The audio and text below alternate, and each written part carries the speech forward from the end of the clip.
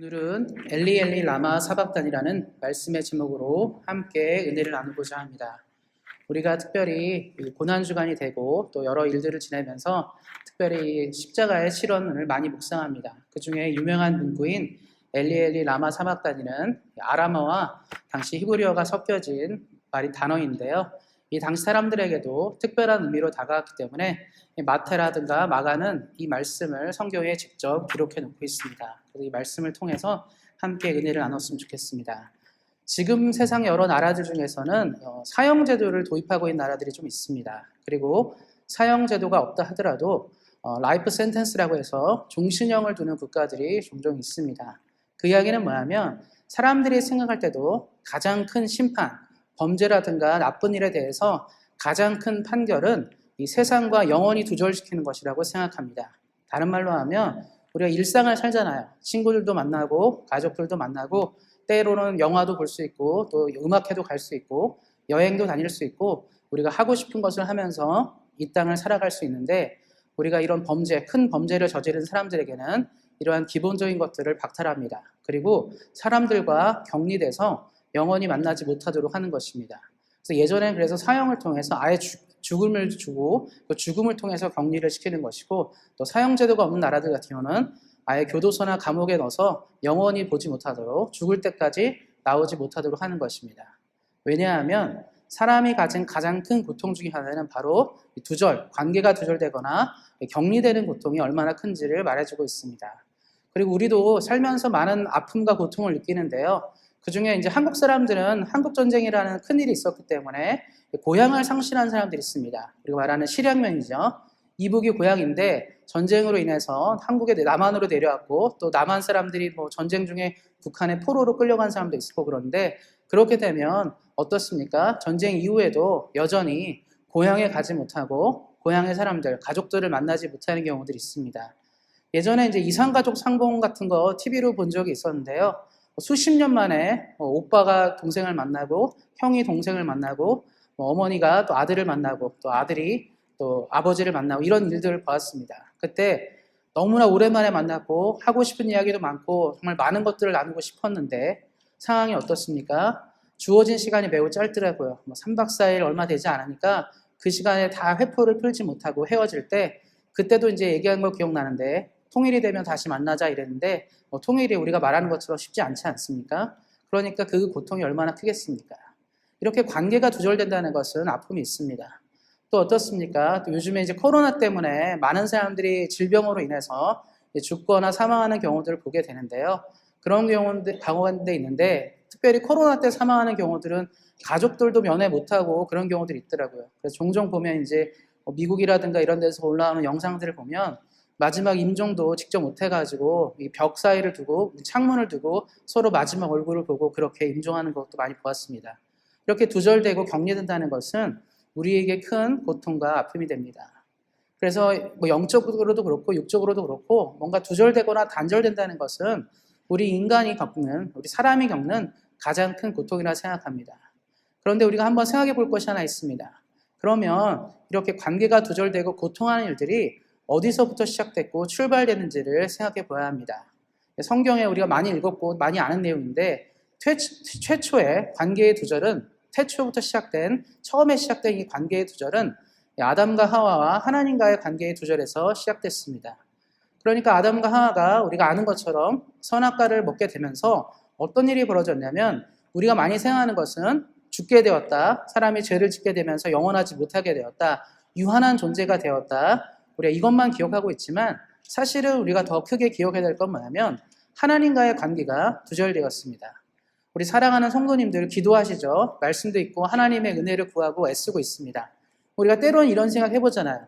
내가 너무 힘들고 어려울 때 하나님 내가 마음이 이렇게 어렵고 고통스러운데 내가 너무 스트레스 받는 일이 있는데 하나님 좀 뭐라고 말씀해 줬으면 좋겠습니다. 하나님 내가 어떤 기도 제목을 가지고 열심히 기도하는데 답이 보이지 않아요. 하나님 내가 지금 어떻게 기도해야 됩니까? 내가 내 삶에 대해서 고민하고 고통하는데 위로를 받을 수 있는 것은 무엇입니까? 라고 우리는 물어볼 때가 있을 것 같습니다. 우리 답답하잖아요. 그래서 우리 성도님들도 그렇고 많이 힘들 때는 어떻습니까? 목사님에게도 얘기하죠. 목사님 기도 좀 해주세요. 너무 힘듭니다. 내가 너무 답답합니다. 도와주세요.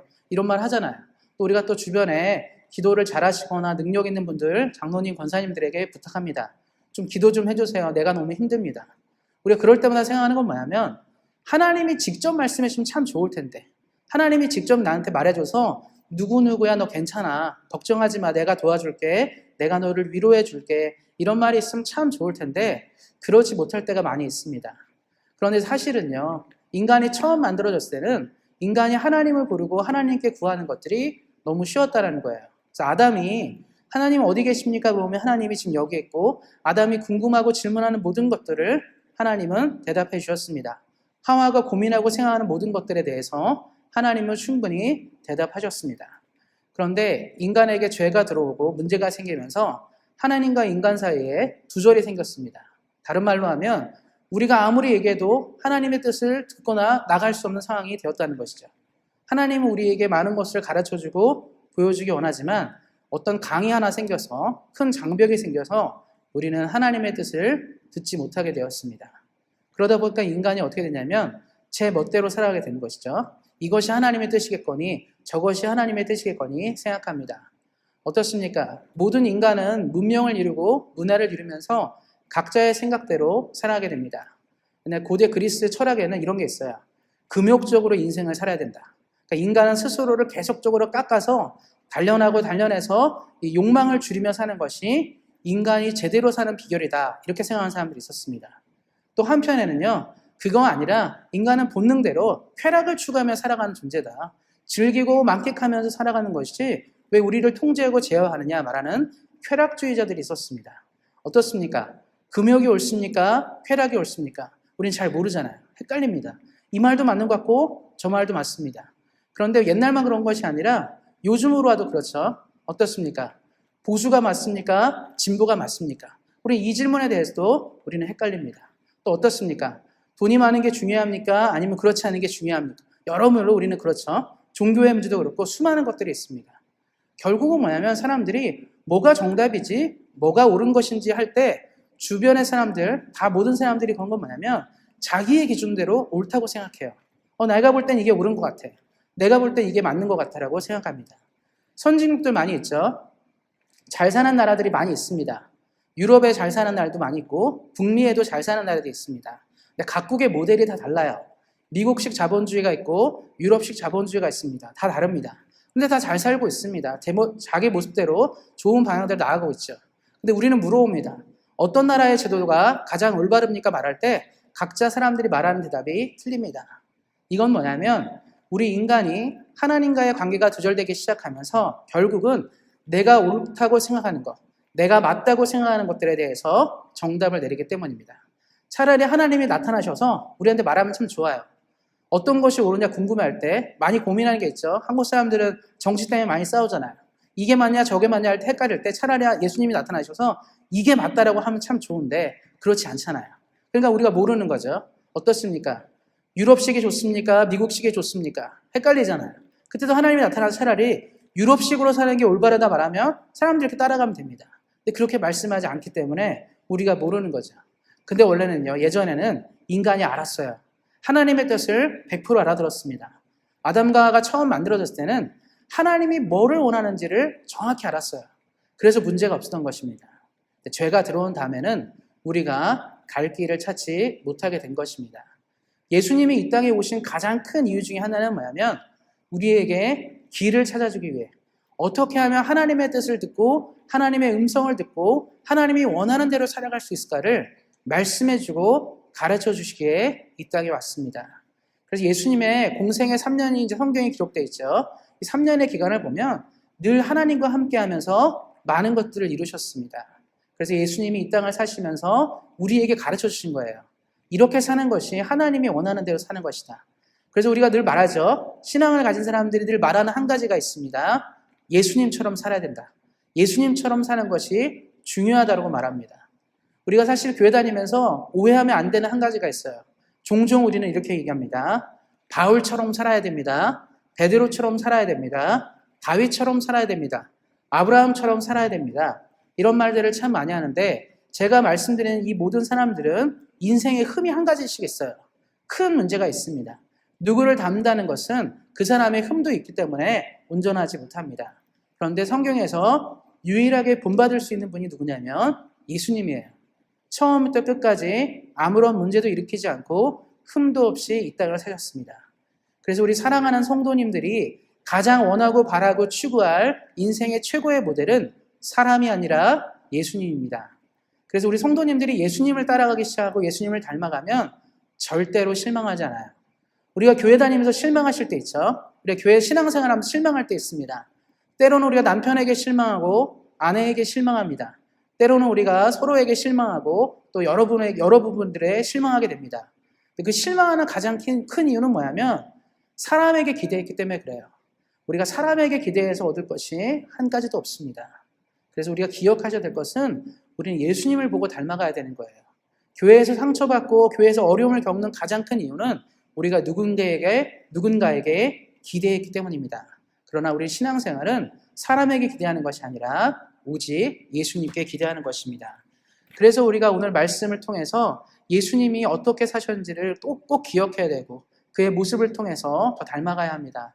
사실 근데 성경의 모든 모습에서 예수님의 모습들은 항상 우리가 부럽고 좋아하는 모습이었는데 오늘 나오는 이 모습만큼은 우리가 정말 부러워하지 않고 닮기 힘든 모습들입니다. 그건 뭐냐면 우리가 흔히 그래요. 십자가상에서 가장 큰 고통이 무엇이었을까? 십자가상에서 가장 큰 어려움이 무엇이었을까를 생각해 봅니다. 어떻습니까? 멀쩡한 사람을 나무에 못 박아서 죽이는 거거든요. 십자가형은 뭐냐면 당시 이제 고대나 그리스에서 있던 로마나 그리스에 있던 사형법인데 멀쩡한 사람을 나무의 형틀에 매달고 못을 박아서 죽이는 건데 그 시간이 보통 6시간에서 7시간을 달아놓습니다. 근데 보통 땡볕에 달아놓거든요. 그러니까 그 시간 동안에 몸에 있는 진액이 빠지고 몸이 뼈가 으스러지면서 사람이 죽는 것이죠. 고대의 형벌 중에 가장 힘든 형벌이 바로 십자가형입니다. 그래서 로마 정부에서도 십자가 사형을 사용하는 경우는 국가적 혁명을 반란을 꿈꾸고 혁명을 도모하는 사람들에 대해서만 판결을 내렸습니다. 그러니까 누구에게나 십자가형이 있는 것이 아니라 이 사람은 국가에 해악이 되는 존재다. 로마 정부에 문제가 되는 사람이다. 이런 사람들에게만 십자가형을 내렸습니다. 그러니까 십자가형은 그냥 죽이는 게 아니에요. 로마에게 배반하고 반란한 자는 어떻게 죽는지를 보라는 것이죠. 그러니까 처형을 통해서 다시는 로마에게 저항하지 못하도록 하는 사형 방식이었습니다. 그러니까 기본적으로 몸이 배견하지를 못하는 것 같아요.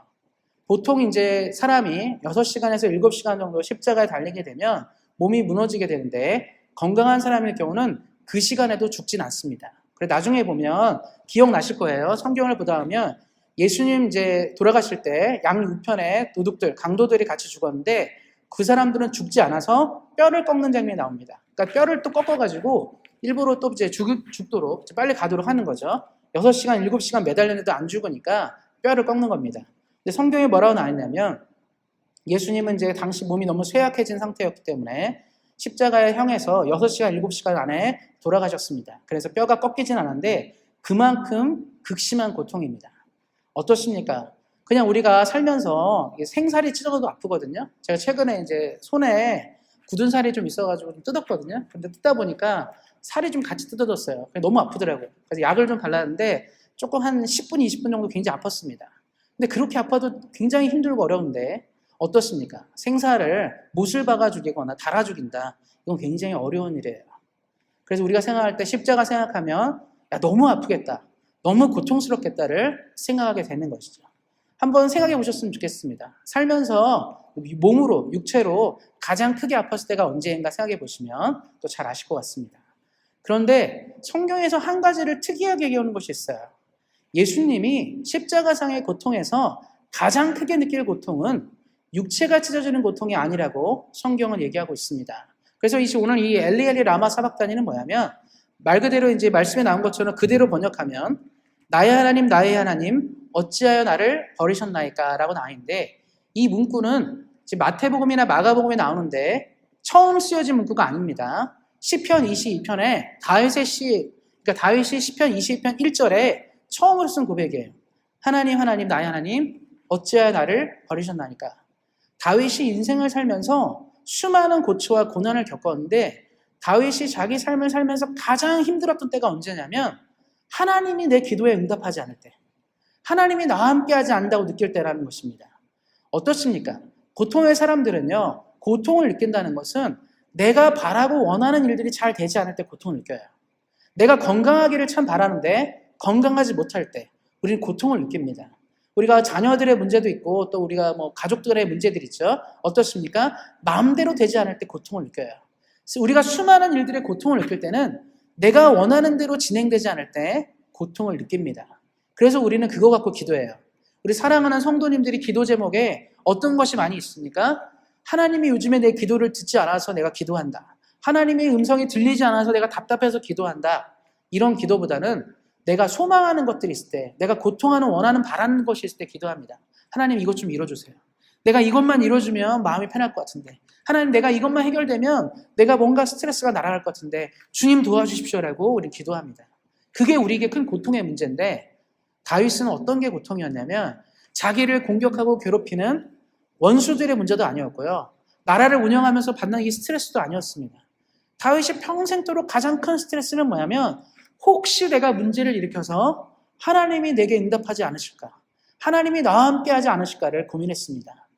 하나님이 다윗을 좋아하는 이유가 딱 한 가지가 뭐냐면, 보통 사람들은요, 자기 소망을 이루는 데 관심이 많아요. 내가 갖고 싶은 걸 갖고요, 내가 원하는 걸 누리고 이렇게 사는 데 관심이 참 많습니다. 그래서 우린 그것에 투자하고 애쓰는 거거든요. 우리가 왜 열심히 일하고 애쓰며 삽니까? 원하고 만족하고 누리고 살고 싶기 때문에 그래요. 대부분 사람들이 그래서 바라는 것이 이루어지는 것에 목숨을 걸고 살아갑니다. 그리고 그것이 우리 열망이고 소망인데, 다윗은 좀 달랐어요. 자기 인생의 가장 큰 소망은 하나님과 함께 있는 것이었습니다. 그러니까 하나님과 멀어진다는 것 자체가 너무나 인생의 큰 괴로움이라 생각했습니다. 하나님이 그것을 너무 좋게 보셨어요. 이 땅에 많은 사람 중에 특이하게 사는 사람이었기 때문에 그렇습니다. 그런데 예수님이 십자가상에서 어떤 고통이었냐면 그것이었어요. 언제나 하나님과 동행했고 함께했던 예수님이었는데 십자가상에서 처음으로 분리를 경험하셨습니다. 사실 오늘 말씀을 좀 이해하려면 어려운 신학 주제 한 가지를 이해해야 합니다. 그건 뭐냐면 삼위일체예요. 우리 성도님들 삼위일체 들어보셨죠? 삼위일체 신앙, 우리 삼위일체 하나님을 믿는다 얘기하는데, 기독교 핵심 신앙의 정수이고 기독교 신학의 정수 중에 하나가 바로 삼위일체입니다. 삼위일체에 대해서는 어떠한 신학자도 명쾌하게 해설한 적이 없고요, 기독교의 신비, 미스테리한 진리 중에 하나입니다. 한번 생각해 보세요. 셋이 하나고 하나가 셋이 된다. 말은 쉬운데 우리 머리로 이해하기 어렵잖아요. 다른 말로 하면 하나님은 관계의 하나님으로 예수님, 하나님, 성령님은 한 번도 떨어지지 않고 관계를 이루시면서 지금까지의 역사를 이루어오셨습니다. 한 번도 갈라진 적이 없었어요. 그런데 우리 인간의 죄를 뒤집어 쓰시고 우리의 죄를 위하여 예수님이 생애 처음으로 십자가상에서 하나님과 분리됨을 경험하셨습니다. 그러니까 하나님이 예수님의 목소리에 귀를 기울이지 않는 순간이 온 것이죠. 어떻습니까? 늘 하나님과 동행했고 하나님의 뜻이 무엇인지 알고 하나님이 늘 예수님께 응답하셨는데, 십자가상에서 예수님의 외침과 예수님의 눈물이 하나님이 외면했습니다. 예수님이 십자가상에서 가장 큰 고통은 바로 이 고백이에요. 나의 하나님, 나의 하나님, 어찌하여 나를 버리셨습니까? 이 말의 다른 부분은 뭐냐면, 하나님, 도대체 사람이 무엇이기 때문에, 당신이 만든 이 사람이 무엇이기 때문에 내가 이렇게 버려져야 합니까? 내가 왜 이 고통을 당해야 합니까? 라는 처절한 고백 중에 하나였습니다. 하나님이, 또 예수님이 우리를 너무 사랑하셔서 이 고통을 감수하고 감내하신 것입니다. 그래서 십자가의 가장 큰 고통은 살이 찢겨지고 피가 흘려지고 우리가 뼈가 꺾이는 그런 고통이 아니라 바로 하나님과 함께하지 못하는 고통이었습니다. 다윗이 시편 22편에 뭐라고 얘기하냐면, 내가 하나님과 멀어지는 그런 고통을 생각하면 자기 진액이 흐르고 자기 삶이 무너지는 것처럼 너무 힘들다라고 고백합니다. 근데 예수님은 실제로 경험하신 거죠. 너무나 큰 고통 가운데 그것이 얼마나 큰 것인지를 우리에게 말하고 있습니다. 사랑하는 성도님들, 이 땅을 사실 때 우리에게 가장 큰 고통이 무엇인지를 생각해 볼 때 여러 가지 것도 생각할 수 있죠. 갑자기 하던 사업이 망했다. 큰 고통이겠죠. 또 우리가 하면서 갑자기 몸이 다쳐서 몸이 아프다. 큰 고통일 것입니다. 열심히 준비하고 계획했던 시험에서 실패했다. 큰 고통일 것입니다. 그런데 사실 가장 큰 고통이 무엇이죠? 갑작스럽게 사랑하는 가족이 떠났다. 아버지가 떠났다. 어머니가 떠났다. 자녀가 떠났다. 이런 문제는요, 우리가 고통을 감내하기 어려운 가장 큰 어려움입니다. 왜냐하면 인간에게 아까 처음에 말씀드렸죠. 관계가 두절되고 사라지는 것만큼 힘든 것이 없기 때문입니다. 그런데 하나님께서 자신의 아들을 그렇게 포기하신 그런 이유는 바로 우리의 삶과 연결되어 있습니다. 어떻습니까? 최근에 제가 어제 그 뉴스를 봤는데 이거 너무 마음이 아프고 가슴이 아프더라고요.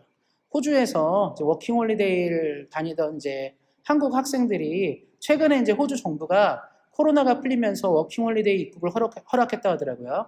4명이 이제 한국에서 호주에 이제 들어가서 일을 한 것 같아요. 그런데 어제 이제 뉴스에 나온 게 뭐냐면 농장에서 일을 마치고 여자애들 4명이 20대 중반 후반이라고 하더라고요. 차를 운전하다가 고속도로에서 트럭에 치였는데 4명이 현장에서 즉사했다는 뉴스를 들었습니다. 그 호주에 가서 새로운 삶을 좀 살아보고자 워킹홀리데이까지 가서 그 나라 가서 시작했는데 거기 간 지 한 달 만에 이렇게 사고로 죽게 됐어요. 부모들의 마음은 얼마나 아팠을까요? 고통할까요? 주변의 친구들이나 가족들은 얼마나 슬펐겠습니까?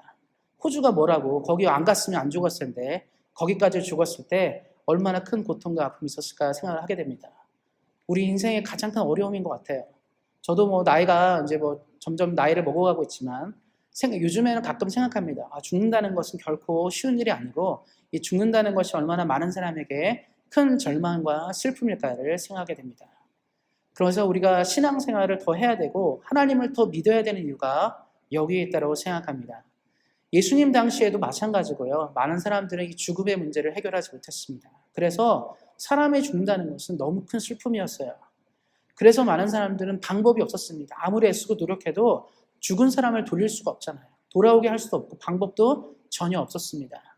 그런데 예수님이 이 땅을 사시면서 죽은 사람을 살리는 것들을 사람들이 눈으로 보기 시작했어요. 이건 뭐지? 혹시 우리에게도 새로운 일이 있을 수 있겠는가를 생각했습니다. 그리고 예수님이 십자가에 달려 돌아가시고 부활하실 때 많은 사람들은 한 가지를 알게 됐습니다. 적어도 우리가 이 땅에 살면서 죽을 수는 있겠지만, 우리가 잠시의 헤어짐은 있을 수 있겠지만 우리가 예수를 믿는다면 우리는 영원히 헤어지지 않는다. 예수님 안에 진리가 있고 예수님 안에 부활과 영생이 있다는 것을 사람들은 보게 되었습니다. 다른 말로 하면 예수님을 믿는 사람은 하나님과 영원히 분리되지 않는다는 거죠. 하나님과 영원히 분리되지 않는다는 이 진리는 우리는 영원할 수 있다는 것을 말합니다. 사람들이 가장 바라고 원하는 것이 무엇입니까? 영원히 사는 것인데 하나님과 함께할 때 우리는 그 영원을 누릴 수 있습니다. 그런데 우리가 이 시대를 사는데 사탄이 늘 우리에게 말해요. 하나님과 우리를 분리시키려 합니다. 신앙에 대해 회의를 갖게 하고 신앙을 갖지 못하도록 우리를 자꾸 막아섭니다. 우리에게 말하는 거죠. 예수를 믿는 것이 무슨 의미가 있겠고 예수님을 따르는 게 뭐가 중요한지를 우리에게 계속 얘기하기도 합니다. 세상의 많은 것들을 자꾸 보면서 유혹시키면서 우리로 하여금 영적인 것, 영원한 것을 쫓지 못하도록 인도하게 됩니다. 사탄은 우리를 분리시키려 합니다. 그래서 우리 사랑하는 성도님들이 이 고난주간에 기억하셔야 돼요. 예수님이 이미 먼저 분리를 경험하시고 고통을 당하시는 이 일이 다시는 우리에게 있으면 안 되겠습니다. 우리가 지금부터라도 하나님과 영원히 동행하고 한 걸음 두 걸음을 살아가신다면 우리 사랑하는 성도님들의 삶 가운데는 영원한 생명과 영생이 있을 것입니다. 우리가 잠시 이별하고 잠시 그런 일이 생길 수 있다 하더라도 우리는 반드시 성경에 약속된 대로 영원한 부활과 영생을 상속하게 될 것입니다. 엘리 엘리 라바 사박다니, 예수님 스스로가 하나님과 두절되면서 고통한 이 외침이 이제 다시 우리의 외침이 되면 안 되겠습니다. 우리가 인생을 살면서 하나님 어찌하여 나를 버리셨습니까? 이런 고백이 우리에게 있으면 안 되겠습니다. 예수님이 이미 하셨기 때문에 우리 사랑하는 성도님들은 다시는 그런 고백을 할 필요가 없습니다. 우리 사랑하는 성도님들의 입술의 고백은 하나님이 나와 함께 하신다. 오늘도 임마누엘의 하나님이, 나를 돌보시는 하나님이 함께 하신다는 고백으로 나아가셨으면 좋겠습니다. 말씀 한 구절 읽고 말씀 마무리했으면 좋겠습니다. 같이 한번 보셨으면 좋겠는데요. 히브리서 10장 19절 20절 말씀입니다. 신약성경 363페이지에 있습니다. 히브리서 10장 19, 20절 말씀입니다. 히브리서 10장 19, 20절입니다. 신약성경 363페이지에 있습니다. 우리 같이 한번 읽도록 하겠습니다. 그러므로 형제들아, 우리가 예수의 피를 힘입어 성소에 들어갈 담력을 얻었나니 그 길은 우리를 위하여 휘장 가운데로 열어놓으신 새로운 살 길이요 휘장은 곧 그의 육체니라. 우리 이 말씀처럼 우리 사랑하는 성도님들이 기억하셨으면 좋겠습니다. 예수의 피를 힘입어 오늘도 우리는 하나님과 함께 살아갈 수 있습니다. 예수님과 함께 살아가는 것이 말씀에 나온 것처럼 새로운 살 길입니다. 우리 사랑하는 성도님들 고통하는 문제 있으십니까? 걱정하는 문제 있으십니까? 예수님이 십자가상에서 모두 해결하셨습니다. 그 문제를 십자가에 올려드리고 이 말씀에 나온 것처럼 예수의 피를 힘입어 담력을 가지고 하나님과 함께 살아가시고 새로운 살 길을 통하여 영생과 복을 누리시는 큰 축복의 삶을 예수님 앞에서 누리시기를 예수님의 이름으로 축원드립니다.